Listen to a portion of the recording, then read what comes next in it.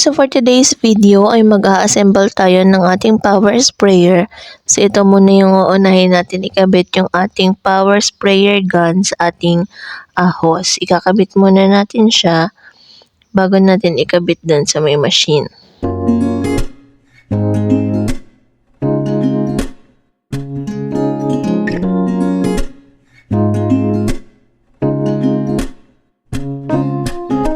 So ito naman yung ating power sprayer machine. So kailangan nakalock siya sa pagpapatungan mo kasi pag ginamit mo yan at naandar yung motor niya ay gagalaw-galaw yan. So may posibilidad na malaglag siya kaya kailangan mahigpit yung kapit niya.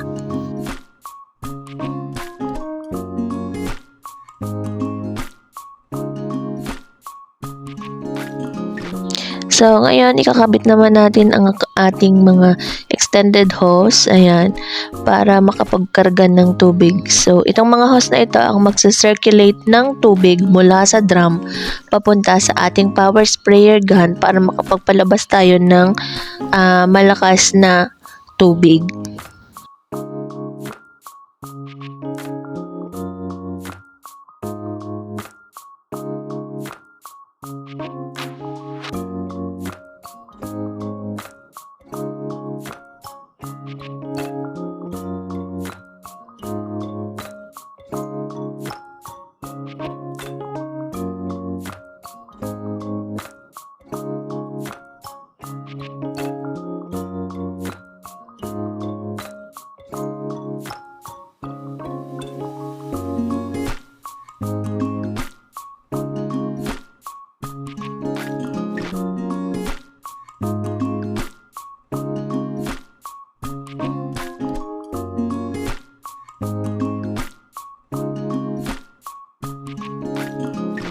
Ito na nga yung ating power sprayer, guys. Na-assemble na and meron siyang tubig.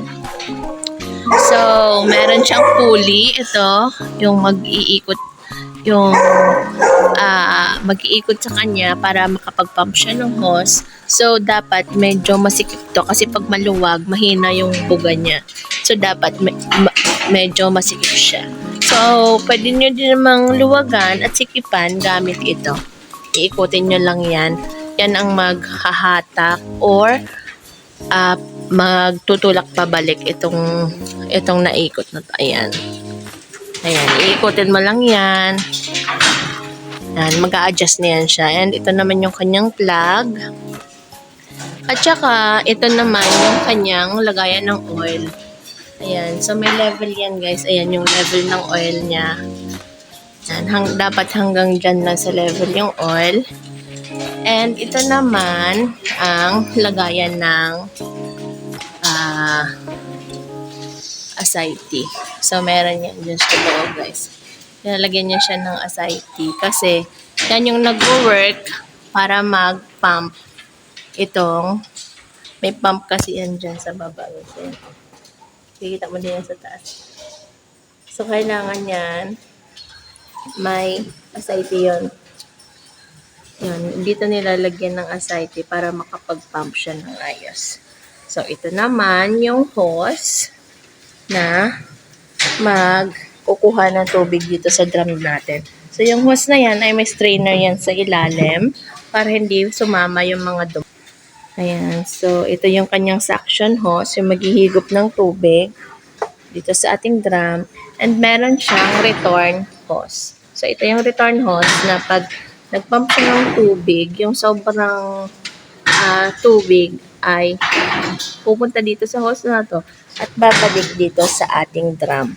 So, ito yung kanyang return hose, ang tawag. So, ito naman yung kanyang power sprayer hose na para pag nag-spray ka ay lalabas yung tubig syempre dito sa iyong spray gun.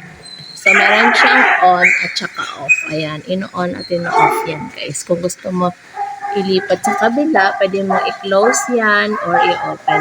Pwede yung gamitin ang dalawa kasi minsan extra din yan para kung sakali mang mabarahan ito, ay pwede mo pang magamit ito at saka ito. Ayan.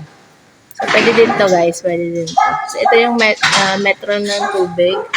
Kapag nagpa-pump ng hose, gumagalaw ito guys. Kapag nagpa-pump siya ng tubig. So, ito naman yung kanyang makina. Ayan. Ayan yung gamit kong panlinis dito sa aking mga chikiting-ting. So, ito na nga yung ating kennel dito sa Nagcarlan, Laguna. Fortune Hunter Kennel. And, nandito yung ating mga young adult puppies. Yan. Gaganda. Diba? Si Phantom. Oh. Ayan. So, dyan ka sila nilagay para makatakbo-takbo sila, makapaglaro sila, malayang-malaya silang makakatakbo. So, dito naman sa loob, pagpasok mo, ayan. So, pag naulan naman, pwede naman silang pumasok dito sa loob. Pag naulan, bubuksan lang ito. Makakapasok na sila dito sa loob. Ayan. So, ito yung ating mga bantay sa gabi. Pag sa umaga, kinukulong ko sila kasi medyo malilikot. Pakawala yan sa gabi. Doon sa labas, sa may bakuran namin.